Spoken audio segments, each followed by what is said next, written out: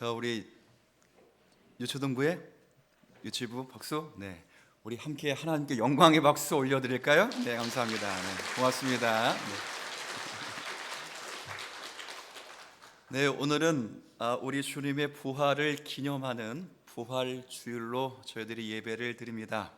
십자가에서 우리의 죄를 사하여 주시고 뿐만 아니라 부활하심으로 우리에게 영원한 생명을 주신 주님을 찬송하는 이 아침이 되기를 진심으로 기원드립니다. 네. 오늘은 그래서 연합 예배를 드리는데 부모님과 함께 앉은 우리 다음 세대 성도들도 있지만 유치부, 유초등부, 중고등부 이렇게 여러분 보시기에 오른쪽에 앉아 있습니다. 다음 세대 성도들이 은혜 가운데 잘 자랄 수 있도록 여러분이 기도해 주시고 1년에 한 번 있는 이런 예배인데 우리 몇 년 동안은 코로나 기간 동안 이렇게 예배할 수 없었습니다. 이런 예배를 통해 성례가 뭔지도 배우고 원래 함께 모든 세대가 하나님 앞에서 언약 백성임을 확인하고 예배하는 이런 시간이기에 우리가 저들을 잘 지도하고 위에 기도해 줄 필요성이 있습니다. 함께 교회를 이루었으니까 우리 다음 세대 성도를 위해서 박수로서 축복하고 환영하고 격려하고 위로하겠습니다. 감사합니다. 네, 반갑습니다. 예수 그리스도의 부활은 여러분도 잘 아시는 대로 기독교에 있어서 십자가와 함께 중심을 이루는 사건이자 기독교에 있어 가장 중요한 복음의 내용입니다. 오늘 방금 전에 읽었던 고린도전서 15장 1절에서도 바울 사도는 부활을 분명히 복음이라 이렇게 말씀하고 있어요. 1절 앞부분 제가 잠시 읽어드립니다. 형제들아, 내가 너희에게 전한 뭐죠? 복음입니다. 복음. 이 복음을 너희에게 알게 하노니 라고 말하고 이 복음의 내용이 무엇인지 3절 4절을 아주 간략하게 이렇게 소개했습니다. 내가 받은 것을 먼저 너희에게 전하였노니 이는 복음의 내용입니다. 성경대로 그리스도께서 우리 죄를 위하여 죽으시고 장사 지낸 바 되셨다가 성경대로 사흘 만에 다시 그렇죠. 우리를 위해 죽으시고 우리를 위해 다시 사신 것, 이게 복음인 줄 압니다. 자, 그런데 오늘 본문 고린도전서를 제가 매 주일마다 강론하다가 고린도전서에서 부활을 함께 나누면 좋겠다 싶어서 부활장인 15장을 읽고 있는데 읽으면서 특별히 이번 한 주간은 이 부분 가운데 성경대로라는 부분이 마음에 가장 크게 와 닿았어요. 성경대로 한번 따라 볼까요? 성경대로. 자, 예수님은 어떻게 죽으셨습니까? 그렇죠. 예수님은 어떻게 다시 사셨습니까? 네. 쉬워요, 안 쉬워요? 쉬워요. 성경대로. 무슨 말인가? 성경의 진리대로 이런 뜻이에요. 그죠? 자, 그러면 예수님은 성경의 진리대로 돌아가셨다가 예수님은 성경의 진리로 다시 사셨음을 믿습니다. 근데 이거보다 더 심오한 뜻은 이 성경대로라는 뜻에는 하나님의 깊으신 뜻대로 혹은 하나님의 경륜대로라는 뜻이에요. 하나님의 기쁘신 뜻 가운데, 하나님의 경륜 가운데 우리 주 예수 그리스도는 우리의 죄를 위하여 죽으실 뿐 아니라 하나님의 기쁘신 예정 가운데 하나님의 기쁘시고 선하신 뜻과 그분의 깊은 경륜 가운데 우리의 의와 생명을 위하여 다시 살아나셨음을 믿습니다. 이게 성경대로예요. 성경대로. 그래서 오늘은 이 성경대로라는 부분을 조금 더 묵상하면서 왜 사도가 이렇게 말할 수밖에 없었는가 하는 부분과 이것이 우리에게 주시는 의미는 무엇인가 하는 부분을 여러분에게 간략하게 설명드리려고 합니다. 자, 사도가 이렇게 표현할 수밖에 없었던 이유는 그 당시 육체의 부활을 믿지 않는 사람들이 있었다는 거 없었다는 거예요? 있었다는 거예요. 부활을 믿지 않은 사람이 있었어요. 오늘 요절은 아니지만 15장을 펴두셨으니까 12절로 한번 가보십시다. 찾으셨으니까 한번 같이 읽어볼까요? 시작. 그리스도께서 죽은 자 가운데서 다시 살아나셨다 전파되었거늘 너희 중에 어떤 사람들은 어찌하여 죽은 자 가운데 부활이 없다 하느냐 하죠. 자, 너희 중에이니까 교회 안에 있는 사람입니까? 교회 밖에 있는 사람입니까? 안에 있는. 제가 여러분 말하는 거예요. 여러분들 중에 예수님이 우리 가운데 살아계셨다고 수없이 제가 설교하고 신약 성경에서 밝혀주고 있는데, 여러분들 중에, 주님 사랑교회 성도들 중에 왜 예수께서 부활하셨다는 사실을, 몸의 부활을 믿지 못한다는, 이렇게 이야기하는 거예요. 왜 믿지 못했을까요? 뭐 지금이야 이게 이성적으로 맞지 않아요. 우리가 잘못 알고 있는 과학이라고 하는 절대 진리로 착각하는데, 과학은 절대 진리가 아니에요. 과학도 사실은 어떤 가정 속에 벌어지는 일이에요. 다만 합계상, 보편적 합계상 확률이 높은 것이기 때문에 과학이라고 인정해 주는 것 뿐이에요. 요즘은 이성 때문에 믿지 못하는 사회지만, 이 시대만 해도 그 당시 철학 때문에 육체의 부활을 믿지 못했어요. 그 철학 가운데 하나가 여러분도 아는 대로 헬라 철학이라는 것이 있어요. 헬라 철학은 철저하게 이원론이에요. 무슨 말이냐면, 영혼과 정신은 굉장히 거룩하고 선한 것인데 육체와 물질은 굉장히 사악하고 이건 악한 것이다. 그러니 진짜 구원은 육체로부터 우리의 영혼이 뭐 하는 거예요? 해방되는 거예요. 그래서 영혼은 선하고 이 육체는 악한 것이고, 저 영원한 하늘나라는 거룩한 것이지만 이 세상 나라는 악한 것이기 때문에 썩어져야 된다는 거예요. 이런 사상이 교회에 유입되어 보니까 많은 성도들이, 그래, 죽으면 우리가 어디 갑니까? 너무 어려운 걸 질문했습니다. 우리 유초동부, 우리 죽으면 어디 가죠? 할렐루야. 누구야? 유빈이야? 유찬이야? 아니야? 누구야? 그래, 천국 가요. 천국 가요.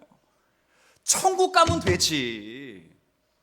뭘 천국 가 있는 영혼을 나중에 다 썩어져 문드러 없어버린, 분자가 돼버리고 다 날아가 버린 육체와 다시 합칠 필요가 있느냐? 왜 끄덕끄덕을 하시는 거예요? 그렇죠. 이런 생각을 하게 되는 거예요. 이 천국 가면 됐지. 끝나는 거 아니에요? 끝나는 거. 근데 왜 육체를 부활시켜야 되냐? 이 문제예요. 요 답은 오늘 마침 하이레벨 교리 문답이 부활에 대한 이야기이기 때문에 거기서 정확하게 제가 왜 육체의 부활이 필요한가를 설명해 드릴 거예요. 근데 중요한 건 믿지 못한 사람이 있었다는 거예요.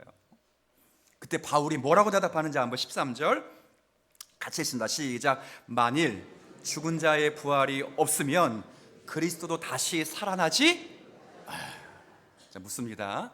예수님이 부활하셨기 때문에 우리가 부활하는 겁니까? 아니면 부활이 있기 때문에 예수님이 부활하신 겁니까? 1번, 2번. 다시 1번, 예수님이 부활하셨기 때문에 부활이 있는 겁니다. 1번, 2번. 아닙니다. 부활은 원래 있는 것입니다. 부활이 있기 때문에 예수님도 부활한 것입니다. 1번, 1번, 2번. 이거 어떡하지? 정말 우리 전도사님 상 주세요. 답은 약간 틀렸는데 괜찮아. 너 이름 뭐야? 이제 기억해 둘게. 용감하죠? 아니에요. 2번이에요. 2번. 예수님이 부활하셨기 때문에 우리가 부활하는 것, 그런 질서가 생긴 것이 아니라, 원래 하나님이 영원전의 구속 언약을 맺으실 때 아담이 실패할 것도 아셨지만 성부 하나님이 영혼 속에 작정하시고 그리스도 예수께서 순종하심으로 실행하신 중에 성령 하나님이 구속하여 우리를 불러 적용시켜 주시면, 원래 있었던 부활의 질서를 따라 아담보다 훨씬 아름답고 정결한 상태로 주님이 부활하실 뿐만 아니라 우리도 잠자는 자들의 첫 열매가 되신 그리스도와 함께 부활하게 되는 은혜가 있다는 사실을 믿으셔야 되는 거예요. 부활은 원래 있었어. 창조 이전부터 하나님이 계획하신 거예요. 인간이 실패했기 때문에 하나님이 계획하신 게 아니고, 예수님이 부활하셨기 때문에 부활할 질서가 생긴 것이 아니라, 아까 오늘 제목이 뭐예요? 제목이 뭐만 기억하라고? 성경대로 죽으셨고 성경대로 부활하셨어요. 성경의 진리대로 죽으셨고 성경의 진리대로 부활하셨고, 하나님의 깊으신 뜻과 하나님의 경륜대로 예수님이 죽으셨고, 하나님의 깊으신 뜻과 경륜대로 그 예수님이 다시 살아나셔서 저와 여러분의 주가 되신 줄로 믿습니다. 이 사실을 초대교회 당시 사람들은 잘 믿지 못했어요. 그만큼 부활이라고 하는 이 질서를 받아들이는 것은 굉장히 어려워요. 이건 이성적으로 받기는 어려운 문제예요. 예수님 당시는 어땠을까요? 예수님 진짜 부활하셨을 그 당시의 모습은 어땠을까요? 놀랍게도 아무도 예수님의 부활을 기대하거나 기도한 사람이 없었다는 거예요. 마가복음 모든 공간복음에 다 기록되어 있고 요한복음에 기록되어 있지만 특별히 공간복음 가운데 마가복음 16장에 보면 아주 질서정연하게 가장 잘 요약 형식으로 드러났어요. 안식 후 첫날에 오늘이죠. 안식 후 첫날에 예수님을 뜨겁게 사랑했던 세 명의 여인이 예수님이 돌아가신 그 시신에 향유를 부어드리기 위해서 이른 아침 예수님의 무덤을 찾아갔다고요. 그런데 예수님의 시신이 거기에 계시지 않는 거예요. 그리고 흰옷을 입은 한 천사가 그 세 여인에게 이렇게 말합니다. 너희가 나사렛 예수를 찾는구나. 그가 여기 계시지 않고 다시 살아나셨도다. 이랬어요. 자, 그 세 여인, 예수님을 뜨겁게 사랑했던 세 여인의 반응이 어땠을까요? 한번 따라 볼까요? 놀라 떨며, 무서워, 무덤을 도망치며, 아무에게도 아무 말도 그 다음 못하리라. 굉장히 부정적인 반응이에요. 우리가 부활을 믿고 있는 성도의 은혜를 누리기 때문에 우리 같으면 단지 그런 말이 아니라 야, 예수님이 부활하셨대 펄쩍펄쩍 뛰면서 나가서 주님이 부활하셨대 막 난리를 칠 것 같은데 다 무서워서 아무 말도 못했다는 거예요. 그뿐일까요? 조금 지나서 예수님께서 실제 부활하신 모습을 막달라 마리아에게 보여주셨어요. 처음으로 만난 여인이에요. 아까 세 명의 여인은 부활의 소식만 들었지 직접 만나지 못했잖아요. 그 중에 한 여인이었던 막달라 마리아가 잠시 후에 예수님을 만났어요. 너무도 기쁘고 감사해서 얼른 제자들이 있는 곳에 뛰어가서 예수님의 부활 소식을 제자들에게 기쁘게 전했다고요. 제자들이 어떻게 했을까요? 듣고도 믿지 아니하였더라. 신기하죠. 그런 가운데 두 명의 제자가 낙향을 하는 거예요. 예수님 돌아가셨으니까 소망이 없다. 더 이상 우리가 절망 가운데 살 수 없다고 고향으로 낙향할 때, 엠마오로 내려갈 때 예수님이 그들과 함께 하셔서 그들과 대화를 나눠주시는 중에 당신이 부활하신 주님의 사실을 깨닫게 하셨어요. 두 제자가 너무 기뻐서 나머지 제자들에게 다시 가서 야, 예수님은 정말 살아나셨어 라고 복음의 기쁜 소식을 전했을 때 나머지 제자들이 뭐라고 했을까요? 성경은 뭐라고 표현했을까요? 이건 한번 따라합시다. 역시. 그 다음 역시라는 말 때문에 역시 실망시키지 않는구나. 역시 믿지 않아요. 역시. 무슨 말입니까? 제가 성경대로라는 것을 강조하면서 여러분에게 오늘 지금 말씀드리고 싶은 내용 가운데 하나는 이거예요. 예수님의 부활과 같은 복음은 사람의 능력이나 사람의 손에서 나온 것이 아니라는 사실을 여러분에게 말씀드리고 싶습니다. 부활은 뭔가 순전하게 하나님의 능력의 역사이며 하나님의 능력인 줄 압니다. 그걸 어떻게 할 수 있어요? 제자들 가운데 어떤 누구도 예수님의 부활을 위하여 기도하거나 예수님의 부활을 기대한 단 한 명의 제자도 없었다는 사실입니다. 오히려 예수님이 죽으시고 난 다음에 모두가 절망해서 고향으로 떠났고 우리에게는 희망이 없다고 생각해서 끝났다고 단정해 버렸습니다. 그러나 주님께서는 모두가 다 포기하고 있었던 그 3일 만에 부활하셨고 모두가 그것을 보고 놀라워 두려워한 거예요. 그래서 부활은 하나님의 능력이자 하나님의 역사이고 예수님께서 홀로 십자가를 담당하셨듯이 예수님이 홀로 이 부활을 담당하셔서 우리에게 구원의 은총을 선물로 주신 거라고요. 그렇잖아요. 여러분 가운데 누가 이 부활의 능력에 참여하신 분이 계십니까? 여러분과 저도 마찬가지 누가 그리스도의 부활뿐만 아니라 십자가에 참여한 사람이 어디가 있어요? 누가 죄와 사망에 참여했고 누가 그리스도의 의에 참여할 수 있는 실력이 어디에 있었습니까? 아무도 없었다. 주님이 죽으셨을 때도 제자들이 도망했고 예수님이 부활하신 그 순간에도 부활의 소식을 들음에도 끝끝내 부인하며 고향으로 떠났던 사람이에요. 그러나 중요한 건 예수님은 성경대로 죽으시고 성경대로 다시 살아있어요. 인간이 이해하지 못하고 제자들도 헤매고 모든 인생들이 부활의 소식을 감내하지 못할지라도 하나님의 경륜 가운데 부활시켜 주의 백성을 살리시겠다고 주님이 약속하셨기 때문에 아무도 알아주지 않아도 주님은 성경대로 다시 부활하시사 우리의 주와 생명이 되신 줄로 믿습니다. 복음은 그래서 소망이에요, 소망. 그래서 이 복음은 단지 참여하는 거예요. 오늘 바울이 설명하면서 다시 15장 1절 한번 보세요. 1절. 형제들아 내가 너희에게 전한 복음을 너희에게 알게 하노니 이들은 어떻게 받았는가? 이는 너희가 뭐라고 되어 있어요? 받은 것이요 또 그 가운데 선 것이다. 고린도 교회 성도들은 이 복음을 받았다고요. 그러면 사도 바울은 이 복음을 어떻게 알았을까요? 자, 3절 보세요. 3절.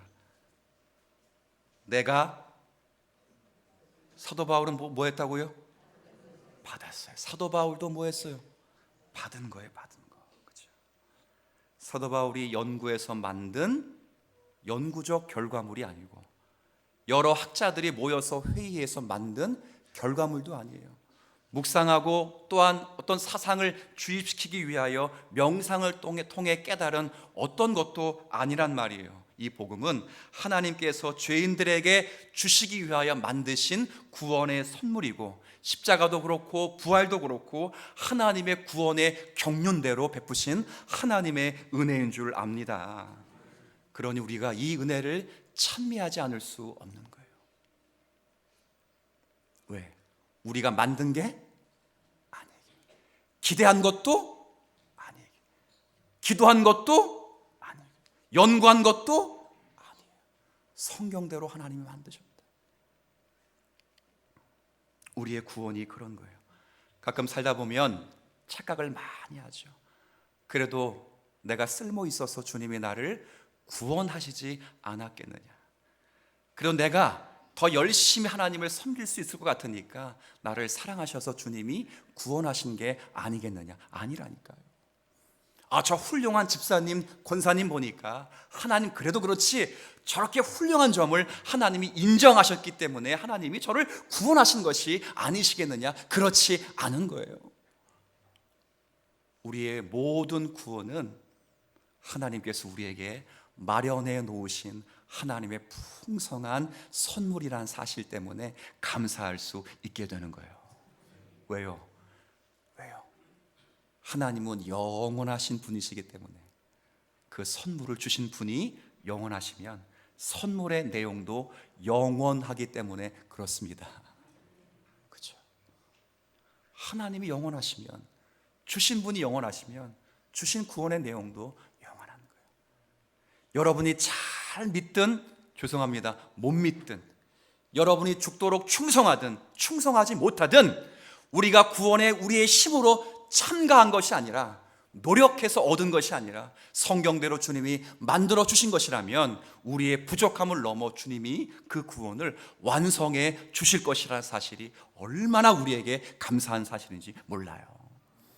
이 부활의 생명이 우리 가운데 있으면 우리가 죄 가운데 죽어 있으면 더 이상 죽는 것으로 끝나지 않고 그리스도와 함께 다시 살아가는 은혜가 있는 거예요. 그래서 바울이 뭐라고 말하냐면 2절 보세요. 2절 같이 읽습니다. 시작. 너희가 만일 내가 전한 그 말을 굳게 지키고 헛되이 믿지 아니하였으면 그로 말미암아 아멘. 그로 말미암아 뭐 한다고요? 성경대로 죽으시고 성경대로 부활하신 하나님의 깊으신 그 경륜의 뜻을 우리가 받아들이고 인정한다면 마치 성경에 말씀하신 구원대로 다시 살아나는 거예요. 살아나는 거예요. 현재. 아까 여러분이 그 교동문 말씀 우리 같이 했던 것처럼 뭐라고 했어요? 나는 부활이요 생명이니 나를 믿는 자는 죽어도 살겠고 무릇 살아서 나를 믿는 자는 영원히 죽지 아니하리라. 이것을 너희들이 믿느냐 그랬잖아요. 예, 주는 그리스도 믿는다고 고백했어요. 살았고 영원히 죽지 않는다. 이 말은 지금도 계속 뭐 한다는 거예요? 산다는 거예요. 계속 산다는 거예요. 자기를 부인하고 정과 욕심을 못 받고 자기의 모든 정욕을 다 꺾고 자기가 없는 삶을 살면 우리가 죽는 것처럼 보이지만 죽지 않는 거예요. 죄를 죽이면서 자신의 모든 것을 다 부인하고 살 때 우리는 세상에서 자존심 버리는 것처럼 보이고 자존감이 떨어진 것처럼 보이지만 그때 살아나는 거예요. 예수의 생명이 나타나고 그리스도의 탁월함이 우리 가운데 증거되고 하나님이 가까이 하시사 우리와 함께 하나님의 자녀인 것을 증명해 주시는 거예요. 그래서 내가 항상 십자가를 짊어지면 예수의 생명도 내 몸에서 나타내게 하려 하심이라 그랬다고요. 그래서 죽어도 죽지 않는 거예요. 성경대로 죽으면 성경대로 다시 사는 거예요. 성경대로 정과 욕심을 못 박으면 난 죽고 끝나기, 내 자존심을 다 죽여버리면 자존감도 없어지는 것처럼 보인다. 그렇지 않아요. 다시 사는 거예요. 그리스도의 탁월함을 보이시고 그리스도의 영광을 보이셔서 하나님이 함께 하신 사람으로 우리를 살아가게 하시는 거예요. 그러니 지금 열심히 성경대로 뭐 하시면 되네요. 사는 건 두 번째 문제고, 성경에 아까 3절 4절 읽을 때 죽으시고 성경대로 살아나셨다 이렇게 말 안 하고 성경대로 죽으셨다가 먼저 나와요. 성경대로, 성경의 진리대로, 하나님의 기쁘신 경륜대로 썩어질 것이라도 심어내는 거예요. 미약하나마 작은 힘이라도 하나님 앞에 심어드리는 거예요. 너 그까지 미약한 힘, 그렇죠? 그 어린아이들이 하나님 앞에 아주 고사리 같은 손으로 기도하는 것이 그와 작게 보일지라도 그거 심으면 하나님이 다시 살아나도록 역사하셔서 그 기도를 통해 하나님이 일하시겠다, 그렇게 말씀하시는 거예요. 이를 위해서는 먼저 심어야 죽어야죠. 죽는 거예요. 아주 작은 것일지라도, 우리가 보기에 정말 연약해 보이는 것일지라도 주님 앞에 그렇게 심으면 하나님은 썩지 아니할 것으로 다시 살아나도록 하시는 거예요. 한 구절 한번 더 읽고 말씀을 좀 정리하면 좋겠어요. 고린도전서 15장 42절 43절, 가끔 부활주일을 만나서 여러분에게 읽혀드리는 말씀 가운데 하나였습니다. 42절 43절 같이 한번 또 읽어볼까요? 시작. 죽은 자의 부활도 그와 같으니 썩을 것으로 심고 썩지 아니할 것으로 다시 살아나며 욕된 것으로 심고 영광스러운 것으로 다시 살아나며 약한 것으로 심고 강한 것으로 다시 살아나며. 아멘. 다시 뭐 한다고요? 살아나. 여러분 뭐 심으면, 여기 뭘 심으면? 인생은 어차피 영원한 것을 심을 수가 없어요. 어차피 인간은 영원한 것을 심을 수 없어. 우리가 심을 수 있는 건 썩을 밖에 없어요. 그러나 주님은 그것을 통해 썩지 않고 살아나는 영광스러운 일들을 만들어 내실 수 있는 하나님이시라고요. 그러니 주님, 작은 것이라도 심겠습니다. 내 안에 영생이 이미 시작되었으니, 죽지 않는 삶이 시작되었으니, 작은 주님과의 교제일지라도, 우리 소아시아 7교회 쓴 편지 읽었잖아요. 첫 번째 교회와 마지막 교회를 살피면서 잃어버린 것이 다 있었어요. 에베소 교회는 뭘 잃어버렸습니까? 처음 사랑. 라오디아 교회는 뭘 잃어버렸어요? 열심이에요, 열심. 아멘이요, 충성이요, 참된 증인 되시는 신실하심과 진실하심, 그 열심을 잃어버렸어요. 다시 회복하여 처음 사랑을 가지고 주님을 섬기고 작은 열심이라도 주님 앞에 우리의 썩을 것이라도 심어드리면 주님이 그것을 살아나게 하셔서 기쁘시게 받으시고 하나님의 영광을 우리에게 나타내 주실 것으로 믿고 부활의 소망으로 우리의 생을 하나님 앞에 드릴 수 있는 저와 여러분이 다 되기를 진심으로 기원드리겠습니다.